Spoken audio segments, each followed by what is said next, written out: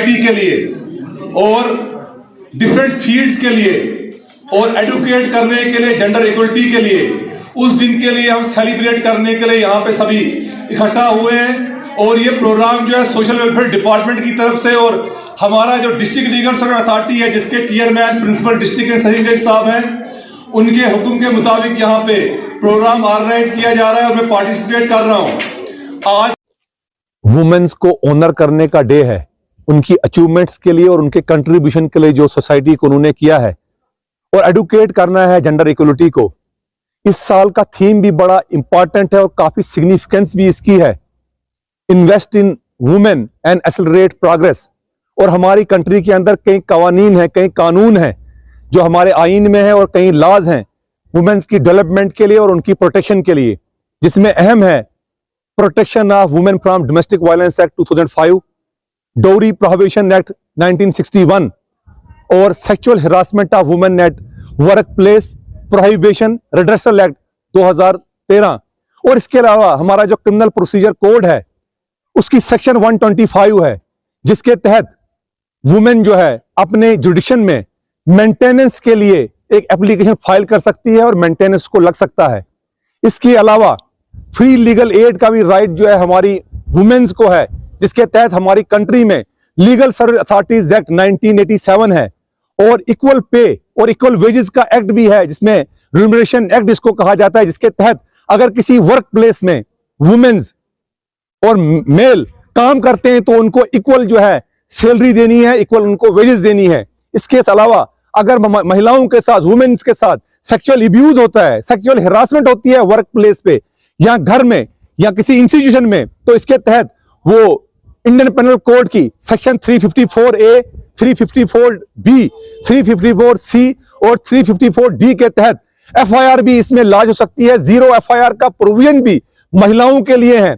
और भी कई कानून जो है हमारे देश के अंदर है। और जब वुमेन्स की बात आती है तो Indian penal code, code of criminal procedure और एविडेंस एक्ट भी एक्टिव होता है उनकी डेवलपमेंट और उनकी प्रोटेक्शन के लिए।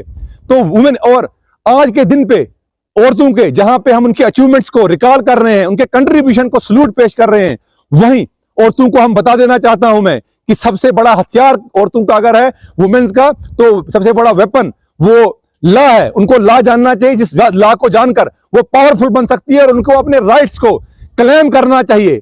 तो मैं आज यही बॉटम लाइन है लेडीज के लिए, don't be oppressed, know your rights, claim them, and when one woman stand for herself, she stand for all women. तो आज के दिन पे सोशल वेलफेयर डिपार्टमेंट के साथ मिलकर डिस्ट्रिक्ट लीगल सर्विस अथॉरिटी ने ये 1 डे का यहाँ पे प्रोग्राम ऑर्गेनाइज किया, जिसमें सोशल वेलफेयर डिपार्टमेंट के अलावा जो डिस्ट्रिक्ट लीगल सर्विस अथॉरिटी के जितना भी स्टाफ है, जितने भी पैरा लीगल वॉलंटियर्स हैं, उन्होंने पार्टिसिपेट किया और लीगली हमने जो है अवेयर किया क्या कानून है, क्या कॉन्स्टिट्यूशन में प्रोविजन है, वो उनको बताए कि मेरे को खर्चा जो है मेरे हस्बैंड से दिलवाया जाए और रहने की एकोमोडेशन प्रोवाइड की जाए।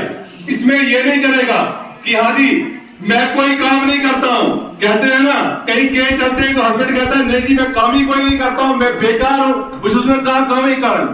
जब वो बारात लेके आता है तब बड़े हल्ले गुल्ले के साथ बारात जो है सारा बांध के घर के सामने आ जाती है, लेकिन जब खर्चा देने की बात आती है तब कहते हैं मैं जी नहीं करता हूँ कुछ भी, मैं नहीं करता, क्या करनी बक्या दे।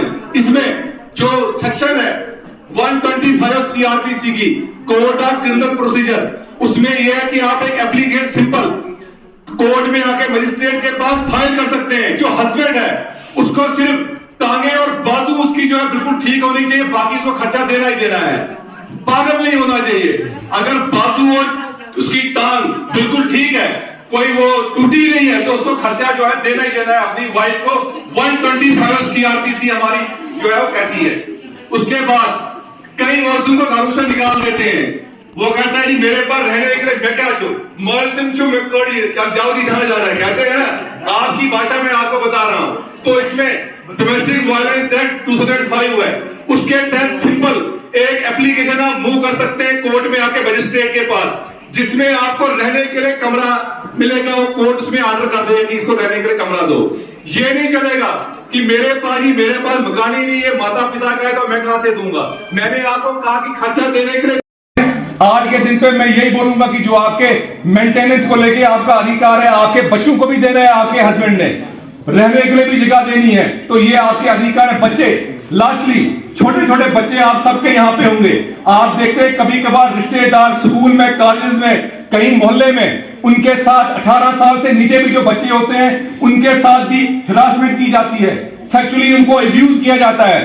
तो उसके लिए भी हमारी पार्लियामेंट ने एक और एक्ट 2012 में पास कर दिया है, protection of children from sexual offences act. उस एक्ट के तहत भी जब भी किसी बच्चे के साथ कोई सेक्सुअल हिरासमेंट होगी, छोटा जो 18 साल से नीचे होगा, चाहे लड़का हो या लड़की हो, तो इसमें भी एफआईआर है, कॉग्निजेबल ऑफेंस है। किसी तरह की कोई भी जमानत नहीं है कि वो अंदर चला गया 4 दिन के बाद जमानत है, कोई नहीं है। और इसके अलावा आपके लिए 0 एफआईआर भी है।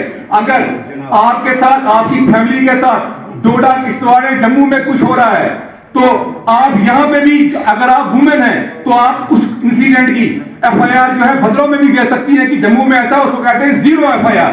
वो औरत ही दे सकती है 0 एफआईआर। तो 4-10 दिन के बाद उस एफआईआर को फिर उस पुलिस स्टेशन में भेज दिया जाता है जहां पे वो इंसिडेंट हुआ। तो आपको कानून जानने, कानून से ही आप ताकतवर बनेंगे। शुक्रिया। खर्चा देने की बात आती है तो आप कहते हैं मैं ही नहीं करता हूं कुछ भी, आप मैं करता हूं, क्या करनी बगैर आते हैं। इसमें जो सेक्शन है 125 सीआरपीसी की, कोड ऑफ क्रिमिनल